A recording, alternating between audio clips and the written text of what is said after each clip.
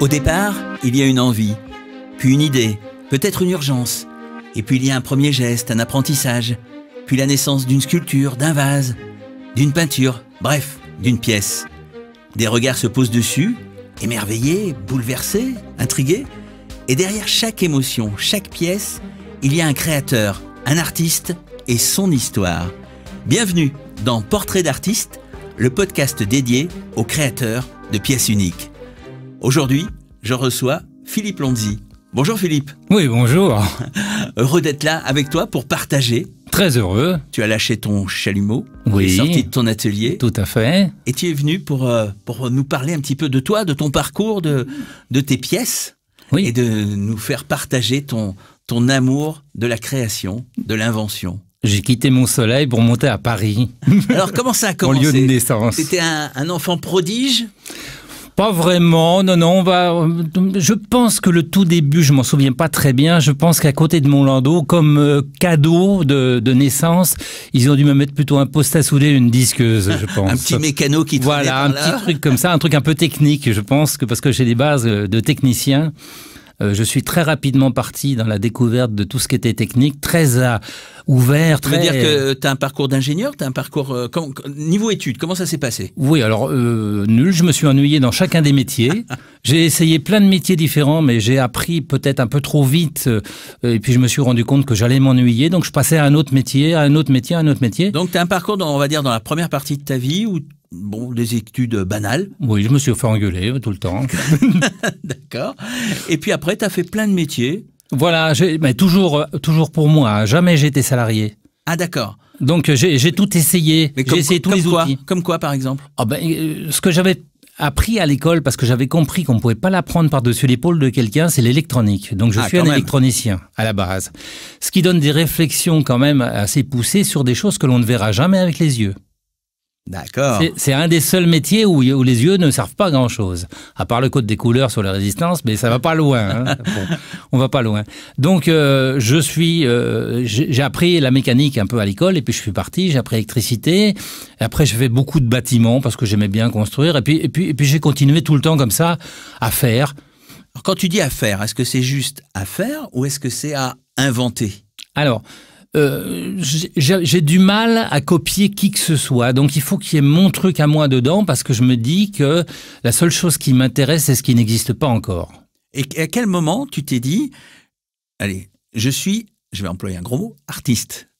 Alors ça, c'est beaucoup plus tard. D'accord, donc pendant, on va dire, je sais pas, 10 ans, 20 ans, tu fais qu'inventer et... Je vais dire bricoler pour faire simple, parce que derrière bricoler, on voit juste l'assemblage simple, mais tu es allé sûrement plus loin.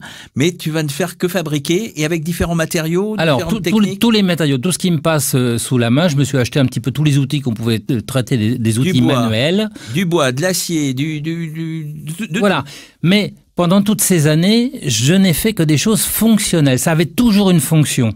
Une fonction par rapport à une commande ou une fonction que non, mais plus ou moins, où je m'occupais aussi à créer des choses. Je suis un boulimique de création. Donc tout le temps, il faut que je crée, il faut que je fasse quelque chose, il faut que j'invente. C'est pour ça que je me suis rangé dans les inventeurs, parce qu'après on m'a demandé de plus en plus de choses, mais ça avait toujours une fonction, il fallait que ça fasse ça. Et je me suis rendu compte d'une chose, c'est que le plafond de ma vie, le plus haut plafond, c'était de ne pas me faire engueuler parce que ça marchait. Donc j'avais un besoin où toi tu es jamais un compliment.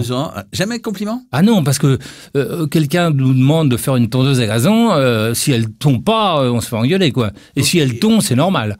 Donc il est même pas content. T'avais cette impression-là que tu ne provoquais pas d'émotion. Ça provoque pas d'émotion du tout. C'est de la technique, c'est des choses utilitaires dans tous les sens, et mais je ne m'en étais pas rendu compte à ce moment-là. J'étais pas dans la tristesse. Non, tu trouvais quand même plaisir à réaliser, à inventer, exactement. À trouver des solutions et à les mettre en œuvre. Mais je peux vous dire que ceux qui fabriquent des machines à café, ils n'ont pas de compliments parce qu'ils ont fait une machine à café qui fait du café. Hein. C'est normal qu'elle fasse du café. Bah voilà.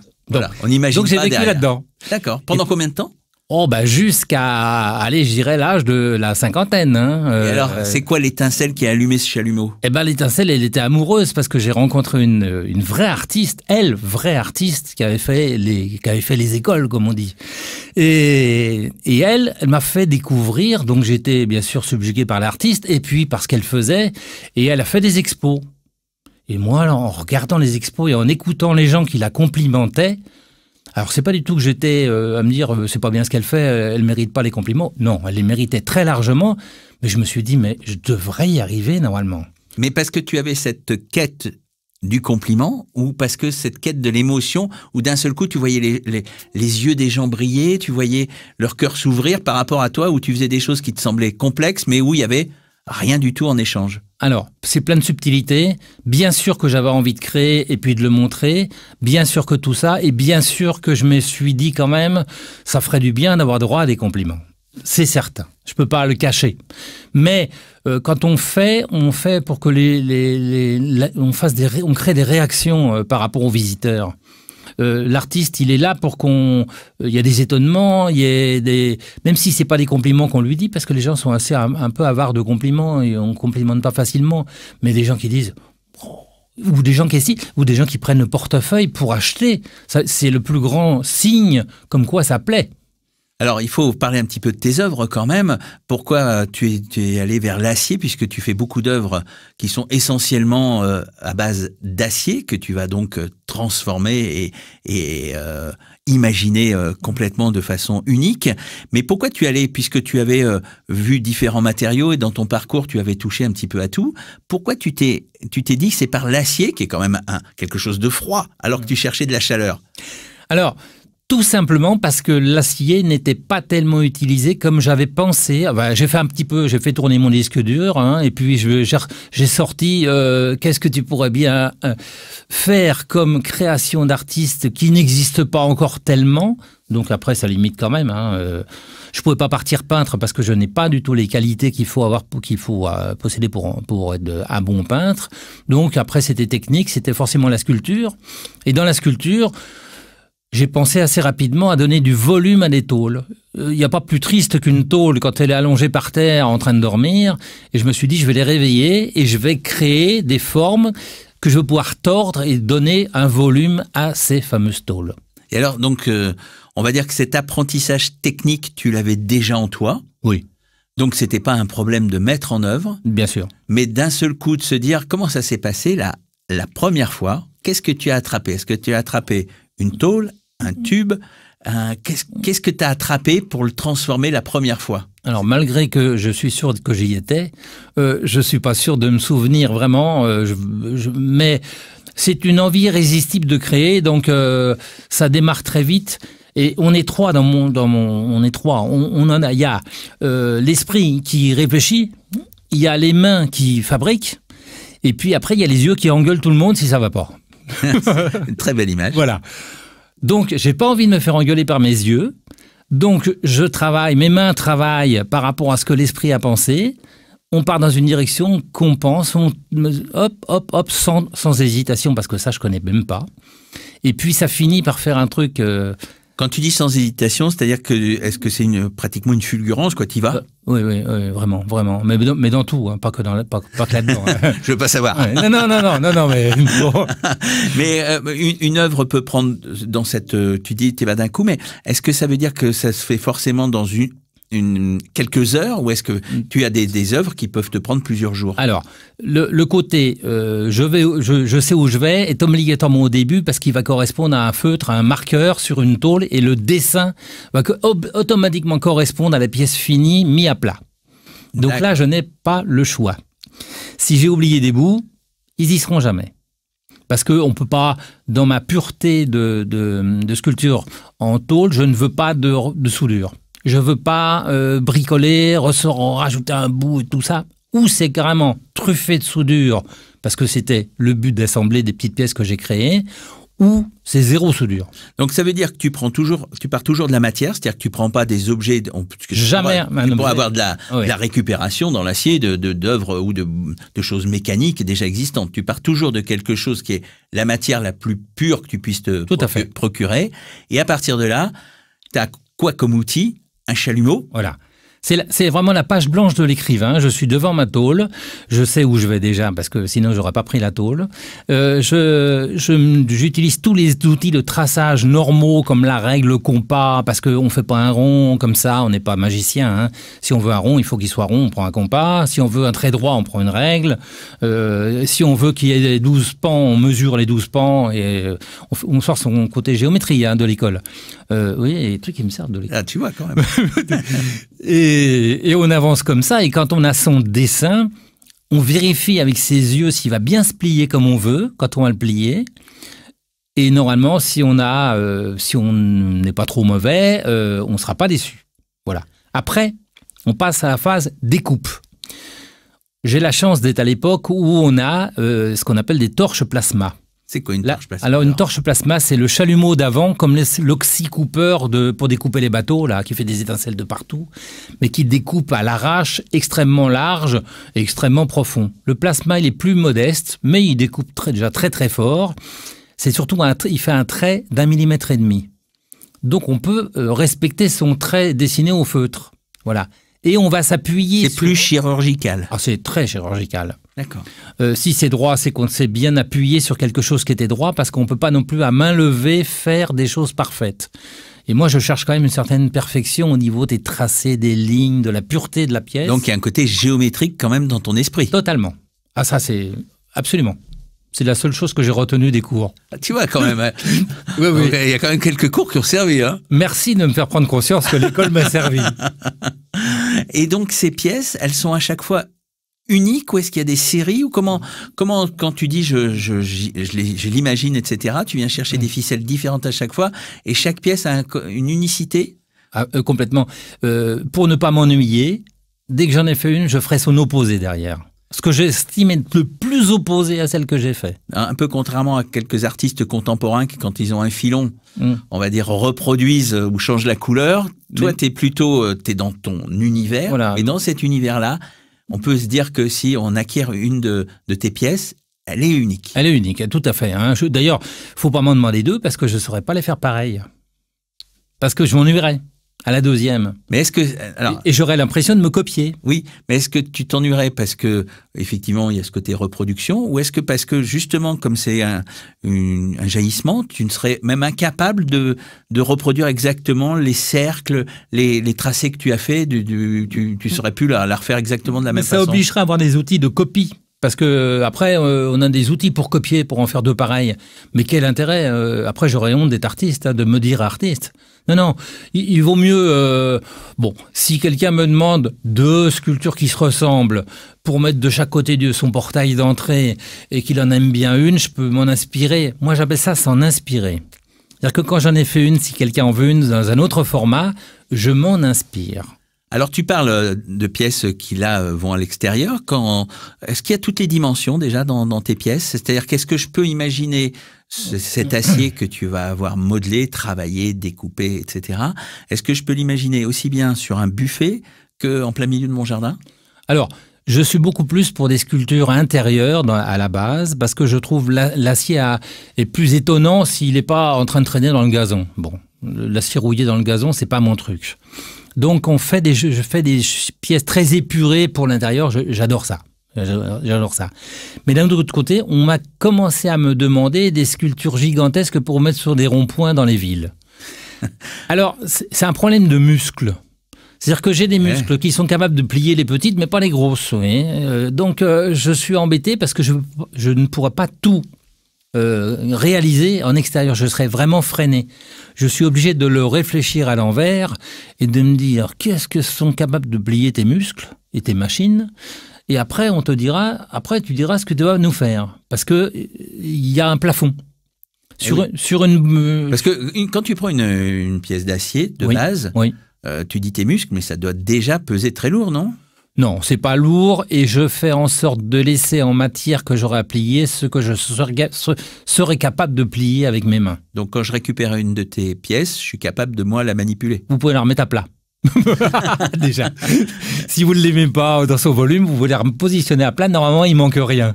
Alors, l'artiste Philippe, quand il décide qu'il crée le lundi, le mardi, le jeudi, comment ça se passe ton univers, ton atelier? Tu vas à l'atelier comme on va au travail? Comment ça se passe? Alors, je n'y vais pas, j'y vis déjà. Donc, tu vis dans ton atelier? C'est bien plus simple. Alors, j'ai une partie privée dans mon atelier, mais quand j'ouvre la porte, je tombe dans l'acier. Voilà. Et en bas, je tombe dans l'électronique. Bon. Parce que tu as besoin de cet univers-là pour que ce soit complètement, que tu éponges tout ça, ou c'est juste par plaisir, tout simplement? On va dire que suite à une séparation, je me suis réorganisé complètement et j'ai pris un énorme plaisir à créer. Et je suis vraiment boulimique de ça. Il faut vraiment que je crée tout le temps. Et donc, vivre dans l'atelier, c'est... Faut être la dame de fer. Ouais. Non, mais ça fait rêver tous les artistes qui viennent me voir parce qu'ils en ont tous... fantasmé. Oui, fantasmé d'avoir tous les outils autour de soi. Moi, quand j'avais 20 ans, j'avais déjà tous les outils autour de moi. Du coup, j'ai pas l'impression d'avoir grandi. Mais est-ce que ça veut dire qu'à 2 heures du matin? Non. Non. Je dors. Non, mais ça, ça pourrait être ça. Oui, ça pourrait. Mais t'es quand même relativement organisé alors. Ah, je suis très organisé, oui. Alors, mon agenda, je le remplis déjà avec du plaisir, des expos, des choses extérieures, avec d'autres gens, avec plein d'autres choses dont on pourra parler. Et puis, je bouche un peu les trous avec ma présence dans l'atelier où je crée parce que je me mets, j'ai pas mieux à faire. Mais je me rends pas compte. Dans une année, est-ce que tu fais 10 pièces? 100 pièces? Est-ce que tu fais qu'à la commande ou est-ce que tu as ce besoin de sans arrêt inventer, créer, découper? Voilà, mais j'en fais de plus en plus. En tout, pour situer, j'en ai 600. En stock. Tu veux dire 600 dans l'atelier? Oui, j'ai une réserve. Elles sont rangées toutes sur la tranche. Faut être organisé. Très organisé. Elles sont pas emboîtées les unes dans les autres parce que sinon je pourrais pas les récupérer. Mais elles sont bien stockées et elles sont sur la partie supérieure de l'atelier, donc visibles aussi. Si quelqu'un vient me rendre visite là-bas, je peux les présenter sur une table, je peux les sortir. Et mes 600 pièces, ça représente beaucoup d'imagination, mais en fin de compte, je m'en rends pas compte du tout. Alors comment tu fais? Parce que quand on voit tes pièces, ce qui frappe, c'est, on peut dire tout simplement, c'est beau. Comment cet impact visuel qui part de l'acier, qui est quand même le matériau le plus froid, comment d'un seul coup tu arrives à le rendre beau et à le rendre impactant émotionnellement? Alors ça, je ne peux pas répondre à ça. Est-ce que tu en as conscience déjà? Oui, non, mais j'en suis conscient. La différence avec certains autres artistes, c'est que moi, je sais exactement qui je suis. Parce que j'ai fait tellement de choses différentes ou des choses, je me suis dit, ne fais pas ça, respecte les autres. Moi, j'ai une seule chose qui m'anime dans la vie, c'est le respect des autres. Après, sinon, je m'autorise tout. Donc, une seule chose, c'est pas beaucoup, il y en a qu'on a plus. Donc, en partant sur cette base-là, je fais ce que je veux quand je veux. Ton esprit guide ton geste. Exactement. Et je n'ai pas la prétention de dire que tout ce que je fais, c'est beau. Mais j'ai quand même un peu l'habitude de faire des choses qui ont de la gueule. Voilà, c'est vrai, j'avoue. J'ai un nom italien, donc c'est le côté un peu... Maquet, c'est beau. Non, et puis bon, il y a un style italien qui est épuré, on ne citera pas de nom, mais c'est pour moi les gros... Alors, je n'ai pas copié du tout, je ne me suis pas inspiré, mais je suis très content d'avoir un nom un peu italien, parce que j'adore tout ce qui est simple, épuré, minimaliste, et qui accroche l'œil. Et est-ce que c'est le retour que tu as donc des gens qui achètent ces pièces? Complètement. Ils ont tous à peu près, on va dire que c'est la base commune de l'émotion que tu ressens dans les échanges que tu as avec les gens? Oui, tout à fait. Oui, absolument. Ils sont... Est-ce qu'ils sont surpris par la matière? Est-ce que tu en as fait? Alors, ils sont pas surpris parce que, en général, ils me disent « Ah, vous êtes là dans une expo ?» Bon, ça me touche déjà. Parce que ça veut dire que c'est quelque chose quand même d'assez personnel. Ah, vous êtes là, c'est un grand moment. Et après, ils avouent qu'ils adorent, beaucoup avouent qu'ils aiment ce que je fais. Et ça me touche. J'imagine que ça te remplit beaucoup. De bonheur, non? Ça me remplit de bonheur, non, mais ça doit être un moteur pour toujours être dans la création, l'invention et chercher des nouvelles pistes. Ah, c'est palpitant. Ça, je pense que ça fait rêver plein d'auditeurs qui aimeraient trouver un truc à créer et pouvoir se projeter dedans en étant sûr d'eux. Est-ce qu'on peut dire qu'on est dans l'exception du coup? Oh non, après, alors là, je vais carrément devenir très prétentieux. Non, je ne suis pas exceptionnel du tout, vraiment pas. Ah, dans le fait de créer d'une façon unique, il y a quand même cette exception. Oui, mais il y en a beaucoup de gens... Tu as peur du mot? Non, mais j'ai peur du côté un peu... je me la pète. Non, c'est pas... Des gens qui créent comme ça des choses qui sont surprenantes et qui ont une ligne de conduite et qui ont une droiture et qui font des choses qui plaisent à énormément de monde, il y en a beaucoup. Il y en a beaucoup. Oui, mais il faut quand même un cerveau qui est quand même dans la création. Il faut quand même un cerveau qui est dans la fabrication. Et on réunit quand même beaucoup de choses qui font qu'on va vers l'originalité. Mais je remercie mon cerveau tous les jours. Est-ce que tu défends la pièce unique? Oui. Parce que c'est ça. T'aimes pas trop qu'on parle d'œuvre? Alors, œuvre, c'est un peu prétentieux à mon goût par rapport à de l'acier tordu. Je trouve ça prétentieux. Mais il existe dans le mot aussi que je déteste, on va quand même le citer, c'est le mot art, parce que l'art va officiellement, déjà de l'art, il y en a dans toutes les directions, il va officiellement de la pâte à sel à la Joconde, en considérant que c'est ce qu'il y a de mieux et que la pâte à sel c'est ce qu'il y a de moins bien. Je me situe avec tous mes amis artistes, je fréquente beaucoup les artistes qui sont dans la tranche, allez, on a trouvé ça autrement, la tranche 0,5 000 euros. Ça veut dire quoi? 0,5 000 euros. Parce qu'après, il y a la tranche un peu 5 000 et 1 euro jusqu'à 10 000. Et après, il y a ce qui est réservé aux collectionneurs et aux investisseurs. Et à la spéculation. Donc ça veut dire que tu n'es pas dans l'idée d'être avec des marchands, même si les œuvres se vendent, oui. Les pièces, pardon, bien sûr. Se vendent, ouais. Mais tu n'es pas dans cette idée de spéculation, c'est pour ça que tu es assez prolifique aussi, oui. Et que tu as envie que ce soit aussi accessible, de fait, à chacun qui peut avoir... Bon, il faut quand même un petit peu de moyens, je ne dis pas que c'est pas beaucoup d'argent. Il y en a beaucoup à moins de 1 000 euros. Voilà, mais c'est pas que le prix soit pas un frein. Déjà, c'est pour tout le monde, parce que ce qui me plaît, c'est quand les gens sont émerveillés, et on n'a pas besoin que ce soit de l'or pour être émerveillé. Mon handicap, si on peut dire, et qui durera un certain temps, mais si je réussis à passer un cap, c'est que les pièces donc sont accessibles, mais c'est de l'acier. J'utilise de l'acier. J'utilise pas de l'or, donc c'est un handicap quelque part de ne pas utiliser un matériau noble. Mais est-ce que si quelqu'un voulait, par des goûts différents, des cheminements différents, dit j'adore ce que vous faites, mais je voudrais que ce soit, tu as parlé d'or, je voudrais que ce soit à la feuille d'or, recouverte feuille d'or. La feuille, ça va. La feuille, je pourrais l'acheter, ça va. Tu pourrais l'acheter, tu pourrais la mettre. C'est le côté massif qui me gênerait, parce que les outils sont plus les mêmes, le travail n'est plus le même, il faut pas gâcher, il paraît. Hein. Quand on travaille dans leur pur, faut pas gâcher. Bon. Donc c'est plutôt bijoutier, après je vais leur laisser ça, ils sont excellents, il y a des gens fantastiques, mais en général ils travaillent des pièces beaucoup plus petites. Voilà. Je sais pas pourquoi. Donc pour tes pièces, on peut être émerveillé à un prix raisonnable. Très raisonnable, oui. Et donc, dans ce que tu racontes, dans ton quotidien, il y a ce côté marchand. C'est-à-dire qu'à un moment donné, pour rencontrer son public, il faut bien aller vendre ses œuvres. Bien sûr. Donc, il y a le côté Internet, il y a le côté terrain, il y a le côté exposition. Comment se fait ce partage et cette rencontre avec le public ? Alors, j'ai un passé assez lourd parce que tout ce que j'ai inventé depuis que je suis né pour manger, il a bien fallu que je les vende. Donc, je me suis fabriqué un univers commercial. On ne peut pas être en même temps artiste et commercial, donc on change de tenue, on s'habille différemment. Donc tu changes de cerveau alors ? Je change de cerveau aussi, d'envie, je change de tout. Voilà. Et après, on analyse, au lieu d'analyser à qui on pourrait vendre, on analyse déjà comment on pourrait montrer ce qu'on fait. Donc j'ai travaillé énormément dans... Tu veux parler de quoi ? Des supports, tout simplement ? Alors, quoi ? Tout confondu. Je vous donne des exemples. Il y a les lieux où on va présenter nos expositions, donc nos pièces. Après ça, il y a les moyens de mettre en valeur, et j'ai la chance d'être électronicien, donc je me suis tout de suite intéressé à la LED, aux beaux éclairages, aux rayons, à la chaleur de la température de la lumière. Mais cette installation ne fait jamais partie de l'œuvre, c'est quelque chose qui est... à l'extérieur. À l'extérieur. Absolument. Mais est-ce que parfois, justement, tu as des gens qui te demandent, l'éclairage que vous avez mis derrière, là, ce serait bien si je pouvais l'avoir ? Je le commercialise aussi. Ah, oui. Ça fait partie de mes traces d'invention que j'ai encore sur mon site internet. Il y a toute une partie éclairage, bien sûr, qui est encore présente, qui est très présente parce que je trouve d'une grande tristesse toutes ces jolies pièces partout dans le monde qui ne sont pas éclairées.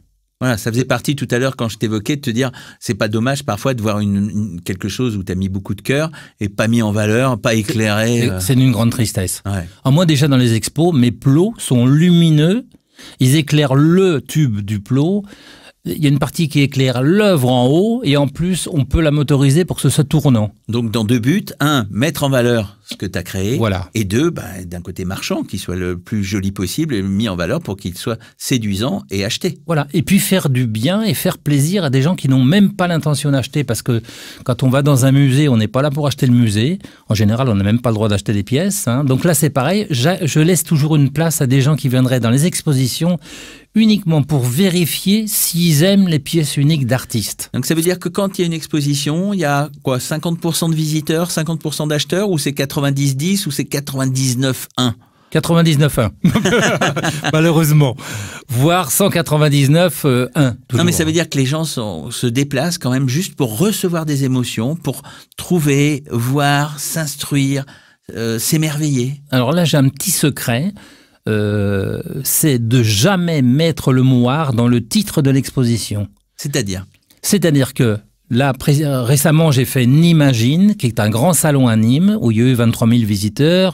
Il y en a plus de 1000 qui m'ont laissé leurs coordonnées pour avoir un suivi de ce que je fais, ce qui est quand même très important. Et en réalité, ils sont venus. On leur aurait dit que c'était un marché d'art, un salon d'art, ils ne seraient pas venus. Ça fait peur ? Ça fait peur, l'art ? Oui, l'art fait très très peur à tous ceux qui ne connaissent pas l'histoire de l'art. Normal, on n'est pas obligé de se passionner pour l'histoire de l'art. Par contre, ce qui m'ennuie, c'est que du coup, ça les bloque pour aller voir simplement par curiosité si des fois ils aimeraient pas ça. Alors que là, ils viennent et d'un seul coup, il y a Donatello. Voilà. Oui, bien sûr. Ou Michel-Ange, je te choisis l'italien que tu veux. Mais le choix est bon. Merci. Et là, du coup, ça doit te faire extrêmement plaisir de voir le regard des gens, la découverte et le partage. Exactement. Et là, on est avec des gens, on est avec Monsieur Tout-le-Monde, et ils sont surpris de se rendre compte d'abord que c'est raisonnable et qu'ils peuvent, s'ils veulent, s'offrir une pièce pour mettre dans leur salon parce qu'ils l'adorent. Qu'avec un peu de lumière, ça va transformer leur maison parce que ça va faire des reflets et des ombres dans tous les sens. Et ils sont totalement surpris. Et du coup, on a des gens qui rentrent dans notre clan de créateurs de pièces uniques parce qu'ils se disent, en fin de compte, je sais dire si j'aime. Alors, entre ton côté création, ton côté vendeur, marchand, ce partage-là, est-ce que tu le partages aussi avec d'autres... Alors, je vais dire artistes, on est d'accord, avec d'autres artistes qui, eux, peuvent avoir pas forcément cette analyse ou cette vision-là et qui sont parfois peut-être un peu plus enfermés dans leur atelier, dans leur endroit de création. Alors bien sûr, j'ai énormément rencontré d'amis artistes avec qui m'aiment bien et que j'aime beaucoup, où on se côtoie régulièrement pour faire des expositions ensemble. Je les aide parce que partout où je vais, j'essaye même de leur éclairer leurs œuvres pour pas qu'il y ait un décalage avec l'onzier allumé et tous les autres éteints. Donc voilà, plutôt qu'on me demande d'éteindre mes œuvres, je préfère allumer celles des autres. C'est beau. Hein, oui, sinon c'est ce qui me serait arrivé. Hein. Il n'y a pas de souci là-dessus. Et donc j'ai créé, je fais des conférences sur l'art pour donner, pas pour transformer un artiste en marchand, mais pour corriger des erreurs où il est persuadé qu'il faut faire comme ça parce qu'il est un peu têtu, parce que l'artiste en général est un peu têtu, sinon il ne ferait pas ce qu'il fait. Et il ne veut pas s'occuper ni des lois commerciales, ni de la com, ni de... Même le site internet pas à jour, enfin. Il ne sait pas où il trouve ça sale. Il trouve ça un peu sale, un certain. Mais... Alors que c'est quand même le moyen de rencontrer son public, l'acheteur. Voilà. Alors, il rêverait d'avoir des centaines de gens qui viennent le voir, mais il laisse ça aux organisateurs de ça. Il veut pas trop s'en occuper. Ça, c'est une majorité. Hein. C'est pas tous. Hein. Il y en a quand même qui s'y intéressent. Et de plus en plus. Donc, je fais des conférences pour les tranquilliser, pour dire, ça n'est pas grave. C'est voilà. Pas sale. C'est pas sale. Non. Et donc... Et au contraire, partager tout ce que toi, tu en ressens en ondes positives. Bien sûr. Et du coup, on me suit assez facilement parce que déjà on se dit, bah, s'il fait venir du monde, on va se mettre à côté de lui, hein, c'est déjà bien pratique et on y prend goût. Et du coup, on avance dans un monde où nos créations de pièces uniques sont de plus en plus vues, il y a de plus en plus de monde et c'est devenu un peu à la mode, même dans les collectivités. C'est quand même bien de connaître des artistes, c'est quand même bien de faire des expositions, c'est valorisant pour la commune. Donc, on a des accueils de mieux en mieux partout et ça commence à bouger. Et je pense que je participe bien à ce que ça bouge. Eh ben c'est super. Et je pense que ce passage de lumière, tu pourrais le faire également à travers d'autres podcasts. Ce serait peut-être pas mal de mettre aussi en lumière d'autres artistes et de partager ça avec eux et de confronter vos univers, de confronter vos visions et de confronter vos publics pour que ce soit enrichissant et inspirant pour plein de monde, non ? Ben, c'est vraiment ce podcast et notre présence ici, ma présence ici, m'a donné l'envie de rencontrer un maximum d'artistes, de les écouter aussi. Parce que ma manière d'approcher l'art, elle est très personnelle, mais il y en a plein d'autres. Et puis surtout, de donner peut-être envie à plein d'auditeurs qui auraient envie, mais qui n'osent pas y aller. Leur dire, mais n'hésitez pas, n'hésitez pas. Il n'y a aucune raison d'hésiter. Il faut apprendre à se connaître. Il faut beaucoup travailler parce qu'on ne fait pas de l'art un petit coup de temps en temps. On fait de l'art, quand on part dans une direction, il faut la tenir. Et puis, il y a un dernier conseil que je donnerais, c'est surtout, il ne faut pas oublier qu'il y a deux choses. Il faut s'occuper, bosser beaucoup à l'atelier, mais il faut aussi bosser quand même sur sa communication. Il faut être un artiste sympa, respectueux des autres. Il faut aussi tout ça parce qu'on n'achètera jamais une pièce à quelqu'un qu'on n'aime pas. Donc, si la rencontre est pas bonne, on n'a pas envie d'avoir un petit bout de ce bonhomme chez soi. Absolument. Alors, faut pas d'hypocrisie, mais il faut quand même penser à ce que les gens qui n'ont pas forcément la formation, il faut leur présenter nos créations de manière gentille, délicate, respectueuse. Ça me paraît important. Ben Philippe, merci de nous avoir fait découvrir un petit bout de ton cerveau. C'est gentil. J'espère qu'on va en découvrir plein d'autres bouts à travers d'autres podcasts parce que c'est vraiment très intéressant de comprendre les cheminements, les mécanismes, les univers et ta vision aussi bien artistique que de partage avec un public. Eh ben c'est très très sympa de m'avoir invité, en tout cas ça me fait vraiment plaisir. Merci à tous, c'était Portrait d'artiste aujourd'hui avec Philippe Lanzi.